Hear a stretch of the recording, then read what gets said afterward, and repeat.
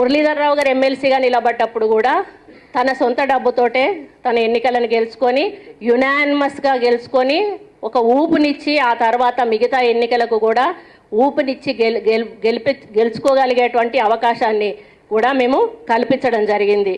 ఇదంతా ఎందుకు చెప్తున్నానంటే ఈ రోజు వరకు నేను పార్టీ అభివృద్ధి కోసం పనిచేశాను తప్పితే ఎప్పుడు కూడా పార్టీకి నష్టం కానీ కష్టం కానీ కలిగించేటువంటి పని చెయ్యలేదు అని చెప్పడానికే ఇవన్నీ కూడా నేను చెప్పడం జరుగుతూ ఉంది. ఇప్పుడు ఎక్కడైనా ఏ పార్టీ నిర్ణయం తీసుకున్నా కూడా మరి ఆదేశాలు శిరసావహిస్తూ మరి పార్టీ నిర్ణయాలకు కట్టుబడి ఒక క్రమశిక్షణ గల సైనికురాల్లాగా మరి కార్యకర్తగానే పనిచేస్తూ వచ్చాము. ఇవే కాకుండా ఎక్కడ పబ్లిక్ మీటింగ్స్ అయినా కూడా ప్లీనరీలు అయినా కూడా మామూలుగా ప్రజలను తరలించడానికి కాన్స్టిట్యున్సీకి పార్టీ కొంత పైసలు పంపిస్తుంది.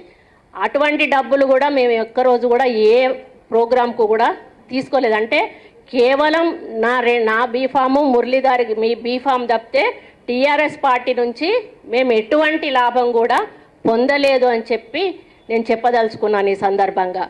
మరి ఇన్ని రకాలుగా నేను పార్టీకి అనుకూలంగా ఉండి పార్టీ అభివృద్ధి కోసం కృషి చేసి పార్టీని అభివృద్ధి పరుస్తూ మేమిద్దరం పనిచేస్తూ ఉంటే ఈరోజు 105 టికెట్లు ప్రకటించి అందులో మా టికెట్ మా వరంగల్లో 12 కూడా ప్రకటించి నా ఒక్కదాని సీటు ఆపడానికి గల కారణాలేంటి? 4 సార్లు ఓటమి ఎరగకుండా గెలిచినటువంటి దాన్ని నేను వరంగల్ జిల్లాలోనే కాదు ఈరోజు తెలంగాణ రాష్ట్రం అంతటా కూడా మాకు అభిమానులు ఉన్నారు. మరి ఈరోజు మేము ఏ జెండా పట్టుకుంటే ఆ జెండా ఎందుకు పట్టుకున్నారో అని అడగకుండా మా వెనకాల తిరిగేటువంటి క్యాడరు రాష్ట్రం అంతటా మాకున్నది. మరి అట్లాంటి నా టికెట్ ఆపడాన్ని ఎట్లా భావిస్తూ ఉన్నానంటే నన్ను ఒక్కదాన్ని అవమానపరిచినట్టు కాదు, బీసీలను ముఖ్యంగా తెలంగాణ మహిళలందరినీ కూడా అవమానపరిచినట్టుగా భావిస్తూ ఉన్నాను. మరి మంత్రి పదవి ఇవ్వకుండా అలా అవమానపరిచారు, ఈరోజు ఈ విధంగా అవమానపరిచారు. నేను ఒక్కటే అడుగుతా ఉన్నాను ఏంటంటే మహిళలు లేకుండా ఈరోజు తెలంగాణ వచ్చిందా? మరి సగభాగమైనటువంటి మహిళలు బతుకమ్మలు బోనాలు వంట వార్పు అని పిల్లా పాపలను వదిలేసి రోడ్ల మీదకి చిన్నపిల్లలను ఎట్లాంటి వాళ్ళని వేసుకొని వచ్చి ఈరోజు వాళ్ళు పోరాటం చేస్తేనే ఈరోజు తెలంగాణ పోరాటం ఉధృతమైంది. ఆ విధంగా పాలు పంచుకున్నటువంటి మహిళలకు ఈరోజు అన్యాయం చేయడం ఎంతవరకు సబబు?